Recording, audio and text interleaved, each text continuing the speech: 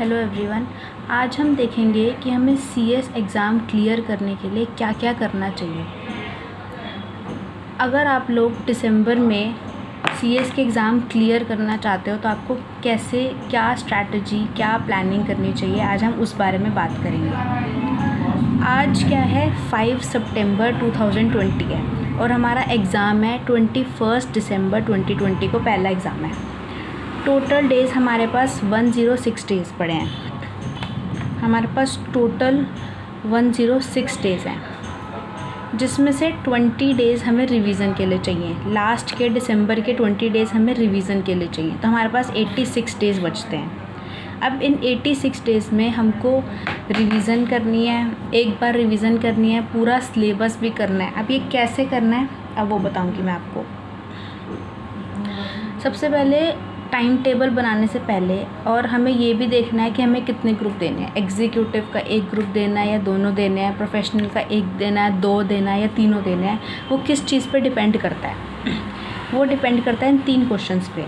पहला क्या है, how many hours you study, कितने घंटे आप रोज़ पढ़ते हो। अगर आप रोज़ 7 to 8 आवर्स रोज़ पढ़ते हो तो आप जितने मर्ज़ी आप एक मॉड्यूल दे दो या 2 दे दो या तीनों दे दो, डिपेंड्स अपॉन यू। अगर आप 7 to 8 आवर्स रोज़ पढ़ते हो तो। अगर आप नहीं पढ़ते तो अगर आप 7 to 8 आवर्स मान लेते हैं, आप 2 से 3 घंटे रोज़ पढ़ते हो तो आप एक मॉड्यूल के तरफ जाओ। अगर 7 to 8 आवर्स पढ़ते हो तो तीनों मॉड्यूल दे दो, 2 दे दो एग्जीक्यूटिव के, अगर प्रोफेशनल के तीनों दे दो। लेकिन अगर आप नहीं पढ़ते हो 7 to 8 आवर्स तो तीनों या दोनों ग्रुप मत दो। दूसरा क्वेश्चन है, do you study consistently. Consistently का मतलब होता है रोज़। क्या आप रोज़ पढ़ते हो। आजकल क्या हो रहा है, लॉकडाउन की वजह से बच्चे पढ़ नहीं रहे हैं, ये सोचते हैं आज नहीं कल पढ़ लेंगे, कल पढ़ लेंगे, ऐसे होता है। तो हमारे में कंसिस्टेंसी है ही नहीं, आजकल किसी में भी कंसिस्टेंसी है ही नहीं। ऐसा होता है 2-3 दिन पढ़ते हैं, फिर 2-3 दिन छुट्टी मार लेते हैं, फिर पढ़ लेते हैं। ऐसा नहीं करना। कंसिस्टेंटली हमें पढ़ना है, कंसिस्टेंसी मेंटेन करनी है स्टडी में। और हाउ मच सिलेबस कवर्ड, कितना सिलेबस कवर्ड हो चुका है। अगर आपके एग्ज़ाम में और अगर आपके दोनों मॉड्यूल में 8 सब्जेक्ट हैं, 8 में से आपका 4 का सिलेबस कवर्ड हो चुका है तो आप एक मॉड्यूल की तरफ जाओ। अगर 8 का हो चुका है तो दोनों मॉड्यूल की तरफ जाओ। ऐसे ही प्रोफेशनल में अगर तीनों ग्रुप का सिलेबस 90%, 80 to 90% सिलेबस अब तक कवर हो चुका है। हमारे पास सिर्फ 86 डेज़ हैं। 86 डेज़ पहले हमारा पूरा सिलेबस कंप्लीट हो जाना चाहिए। लेकिन फिर भी अगर आपका 80 to 90% सिलेबस कवर्ड है, फिर भी आप दोनों ग्रुप या फिर प्रोफेशनल के तीनों ग्रुप की तरफ जा सकते हो। ठीक है, ये तीनों क्वेश्चंस आपको अपने आप से पूछने हैं। आपको चेक करना है कि आप कितने घंटे पढ़ते हो, कंसिस्टेंटली पढ़ते हो या नहीं, कितना सिलेबस कवर्ड हुआ है अभी तक। अगर आपके इसके आंसर्स पॉजिटिव मिलते हैं तो आप जितने ग्रुप चाहो उतने दे सकते हो। लेकिन अगर नहीं तो आप, मेरी यही एडवाइस है कि एक ग्रुप दो, ताकि क्लियर तो हो जाए कम से कम। अगर सारे ग्रुप की तरफ जाओगे तो एक भी क्लियर नहीं होता। अब हम देखते हैं हमें टाइम टेबल बनाने के लिए क्या करना पड़ेगा। अगर हम आज से पढ़ाई शुरू करते हैं और एक ग्रुप देना है, सीएस एग्जीक्यूटिव का एक ग्रुप देना है, कोई भी एक ग्रुप, तो हमको 1.5 आवर एक सब्जेक्ट को देना है डेली बेसिस पे। ठीक है, अगर एग्जीक्यूटिव का एक ग्रुप दे रहे हैं तो हमें टाइम टेबल बनाना है और 1.5 घंटा 1.5 आवर देना है एवरी सब्जेक्ट को डेली बेसिस पे। और वो कैसे देना है, मैं ये नहीं कह रही कि एक सब्जेक्ट को 1.5 घंटा लगातार पढ़ते रहो। हम ऐसा भी कर सकते हैं, 45 मिनट्स हमने पढ़ लिया, 45 मिनट्स हमने स्टडी करी, उसके बाद हमने 5 मिनट्स का ब्रेक ले लिया, 5 मिनट्स ब्रेक, उसके बाद दोबारा 45 मिनट्स हमने पढ़ाई कर ली।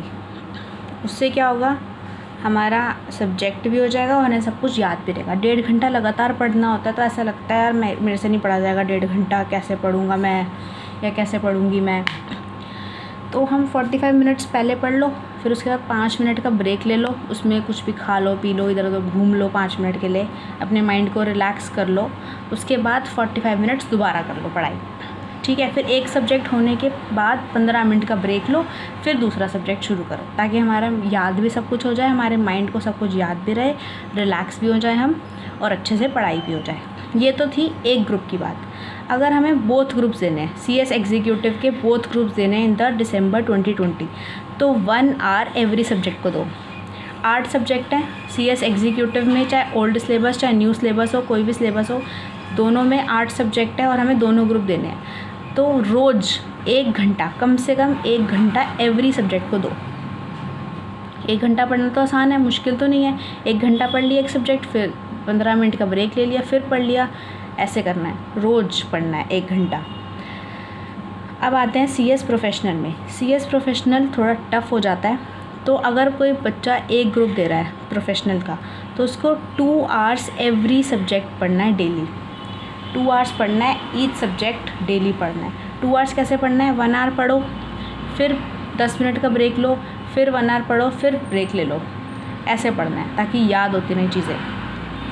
अगर 2 ग्रुप दे रहे हो तो 1.5 आवर्स फॉर ईच सब्जेक्ट दो, ठीक है। वो कम इसलिए कर रही हूँ मैं क्योंकि हम एक ग्रुप देते तो हम ज़्यादा पढ़ सकते हैं, 2 ग्रुप देते तो हमारे पास प्रेशर ज़्यादा होता है। तो हम अगर 1.5 आवर भी देते हैं हर सब्जेक्ट को डेली बेसिस पे, तो हमारा सिलेबस कंप्लीट हो जाएगा। और अगर तीनों ग्रुप दे रहे हो प्रोफेशनल के, तो 1 आवर एवरी सब्जेक्ट पढ़ लो, 1 घंटा पढ़ लो सारे सब्जेक्ट्स को, 1 घंटा एवरी सब्जेक्ट को दे दो।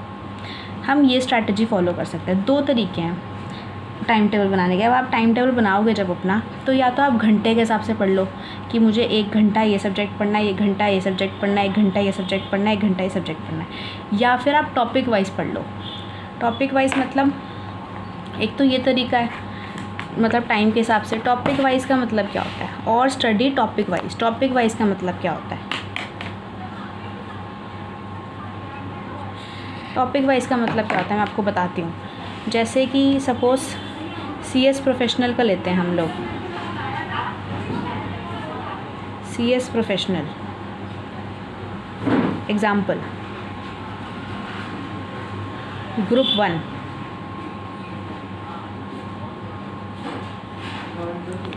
ग्रुप 1 में 3 सब्जेक्ट्स होते हैं। कौन कौन से होते हैं?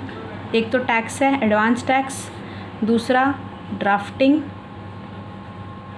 और तीसरा है एथिक्स।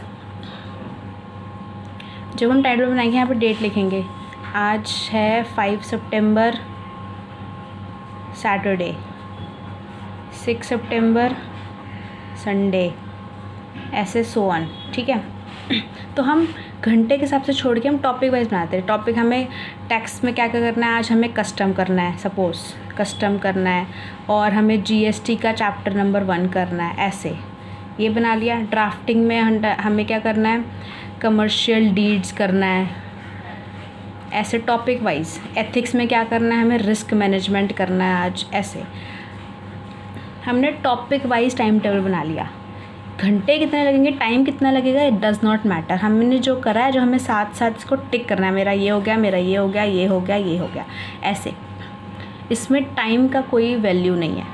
इसमें हमें क्या करना है, हमारा जो टाइम टेबल बनाया है उसको कंप्लीट करना है। ये होता है टॉपिक वाइज टाइम टेबल। एक तो आवर वाइज हो गया, टाइम वाइज टाइम टेबल, वो भी कर सकते हैं और ये वाला भी कर सकते हैं। मेरा पर्सनल मानना है कि दिस इज़ मोर बेटर। ये जो टॉपिक वाइज टाइम टेबल होता है ये ज़्यादा बेटर होता है। टाइम के हिसाब से टाइम टेबल के अलावा ये वाला ज़्यादा बेटर है, ठीक है। ऐसा भी कर सकते हैं, टाइम के हिसाब से बना सकते हैं। और हमें क्या करना है, वीकली बनाना है। हमें वीकली टाइम टेबल बनाना है। Make time table for 1 week, 1 हफ्ते का टाइम टेबल बनाना है हमें, मंडे टू संडे, ठीक है। और हमें क्या करनी है, फिर 1 हफ्ते बाद हमने अपनी परफॉर्मेंस को मेज़र करना है कि हमने क्या करा है, कैसे करा है, हमने सारा कंप्लीट करा है टाइम टेबल या नहीं करा, ठीक है। ये सब करना है। फिर every Sunday revise what you did in the full week. Every Sunday को हमें रिवाइज़ करना है, जो हमने पूरे हफ्ते में करा है उसको हमें रिवाइज़ करना है, संडे को रिवाइज़ करना है, ठीक है। जितना भी हमने मंडे टू सैटरडे में करा है, संडे को रिवाइज़ करना है। संडे को कुछ अलग से नहीं करना, बस जितना करा है उसको रिवाइज़ करना, उसके अलावा कुछ नहीं करना। ऐसे करोगे तो आपका पूरा सिलेबस कंप्लीट हो जाएगा। आपको टाइम टेबल इस तरीके से बनाना है कि 1 महीने के अंदर 30 डेज़ में आपका पूरा सिलेबस कम से कम एक बार कंप्लीट हो जाए। एक बार पूरा सिलेबस कंप्लीट हो जाए, आपको अच्छे से सब कुछ याद हो जाए, उसके बाद रिवीज़न तो ईज़िली हो जाती है, जल्दी हो जाती है। 15-15 दिन में रिवीज़न हो जाएगी, बहुत आराम से हो जाएगी। अभी सितंबर शुरू हुआ है, आज 5 सितंबर है, 5 सितंबर है आज। आपको कोशिश करनी है कि 30 सितंबर तक आपका एक बार सिलेबस कंप्लीट हो जाए। इसमें क्या हो जाए, 1 टाइम सिलेबस कंप्लीट हो जाए। और मुश्किल नहीं है, जब आप क्लासेस लेते हो साथ साथ हम पढ़ते ही हैं, मोस्टली सब लोग पढ़ते ही हैं। अगर नहीं भी पढ़ रखा तो भी ऐसा टाइम टेबल बनाओ कि आपका 1 महीने के अंदर कितने दिन है, 25 डेज़ में कम से कम एक बार सिलेबस जो है वो कंप्लीट हो जाए। उसके बाद 15 डेज़ में सेकेंड रिवीज़न हो जाएगी, उसके बाद 15 डेज़ में सेकेंड रिवीज़न हो जाएगी, और उसके बाद 15 डेज़ में एक थर्ड रिवीज़न भी हो जाएगी।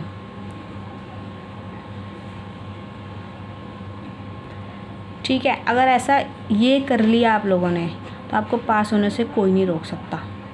जितना भी सिलेबस है कुछ भी नहीं छोड़ना है, कोई भी टॉपिक नहीं छोड़ना है किसी भी सब्जेक्ट का। जो टॉपिक हम छोड़ के जाते हैं उसी में से एग्ज़ाम पक्का आता है, और 15 से 20 नंबर का आता है। और 15 से 20 नंबर छोड़ना CS के एग्ज़ाम में वो फेल ही होता है बच्चा।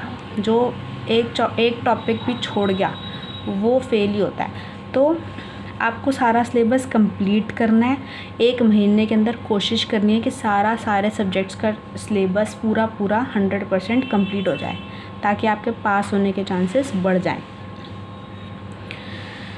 तो आप टाइम टेबल बनाओ अपना, और मुझे बताना अगर आपको वीडियो पसंद आए।